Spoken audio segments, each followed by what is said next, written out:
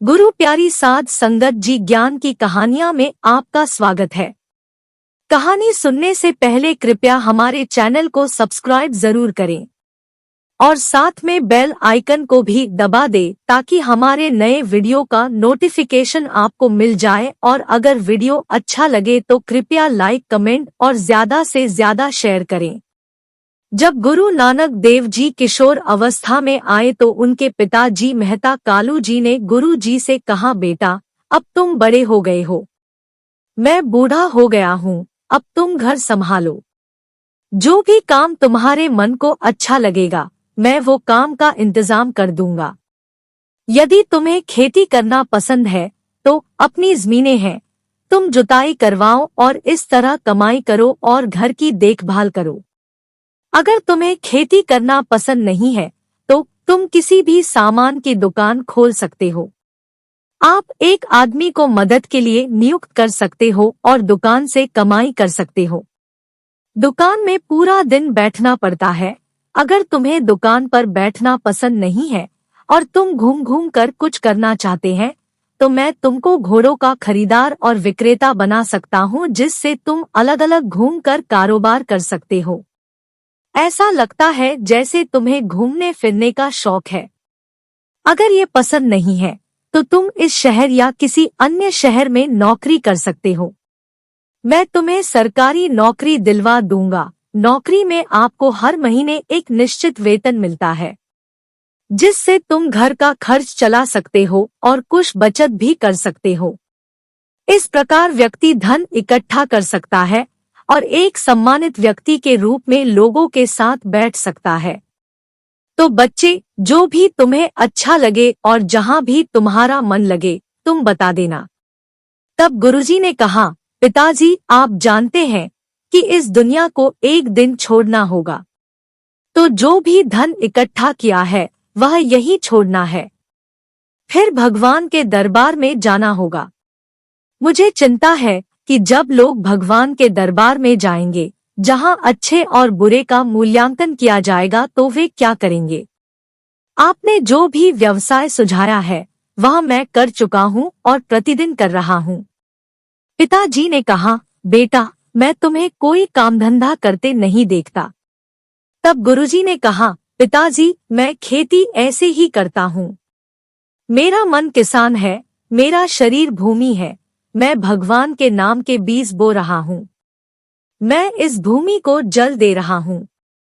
जल का अर्थ है ऐसा कुछ न करना जो प्रभु को पसंद न हो। यदि मैं कोई ऐसा कार्य करता हूँ जिसके कारण मुझे उनके पास जाने पर लज्जित होना पड़ता है तो मैं वह कार्य नहीं करता हूँ। यह वह जल है जो मैं अपनी भूमि को देता हूँ। फिर आप जो दोगे खा लूंगा और उसी में प्रसन्न रहूंगा। मुझे और अधिक की इच्छा नहीं है। यह वह राख है जिसे मैंने प्रभु के नाम के पौधे बोने से पहले और बाद में भूमि पर फैलाया था। राख क्या है? किसान सबसे पहले जमीन जोतता है, फिर वह धरती को मुलायम बनाने के लिए उस पर राख डालता है, फिर वह उसमें पौधे बोता है, वह फिर से उस पर राख डालता है ताकि बीज ढके रहें और पक्षी उन्हें न खा सके। मेरा राख लगाना यह है कि भगवान जो भी देंगे मैं उसी में खुश रहूंगा और मेरा मन कभी लालच के पीछे नहीं जाएगा। पढ़े लिखे लोग इसे संतोष कहते हैं। फिर मैं गरीबी में भी खुश हूँ। मुझे धन की आवश्यकता नहीं है।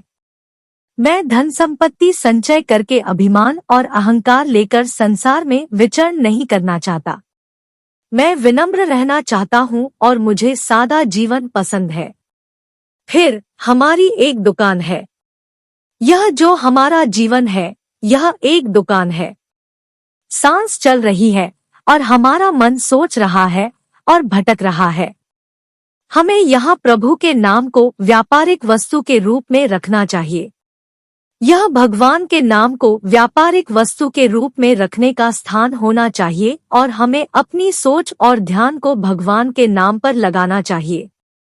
पिताजी, रही बात घोड़ों का व्यापार की तो धर्मग्रंथ में लिखा है, सत्य खरीदो। हमें सत्य को घोड़ा समझना चाहिए और अच्छाई को घोड़े के साथ चलना चाहिए। भलाई घोड़ों और हमारे खाने पीने का खर्च है। हमें सत्य और अच्छे कर्मों के इस घोड़े को लेकर अपने प्रभु के महल में जाना चाहिए। अगर रोजगार की बात करें, तब हमें भगवान को अपना नियोक्ता समझना चाहिए और हमारा काम भगवान का नाम लेना होना चाहिए। उसे दिन रात नियोक्ता के काम के पीछे भागना पड़ता है। हमें दिन रात बुराई से दूर रहना चाहिए। यही हमारी भागदौड़ होगी। तो ये है रोजगार। पिताजी, इस रोजगार से खुशी महसूस होती है। प्रभु के घर में सम्मान मिलता है। प्रभु आपसे प्रेम करता है। तब पिताजी ने कहा, बेटा, तुम इतनी छोटी सी उम्र में भगवान की बात कर रहे हो। अपना बुढ़ापा आने दो। अब तुम धन कमाओ और इकट्ठा करो, ताकि जब मैं न रहूं तो तुम कमाते रहो। गुरुजी ने कहा, पिताजी, यह धन जो आप कहते हैं कि मुझे जमा करना चाहिए, वह यही रहेगा। यह आपके साथ नहीं जाता। फिर इस धन को संचय करने से क्या लाभ? लेकिन पिताजी, ये आपके वश की बात नहीं है। इस धन दौलत और सांसारिक इच्छाओं ने सभी को धोखा दिया है। हर कोई इसके पीछे भाग रहा है। लाखों में से केवल एक ही समझता है कि यह धन हमें धोखा दे रहा है और हमें प्रभु के प्रेम को भुला रहा है। हर कोई प्रभु की विस्मृति में है। तो इस कहानी से हमें सीखना चाहिए कि धन इकट्ठा करने का कोई लाभ नहीं। हमें हमेशा प्रभु का नाम जपना चाहिए।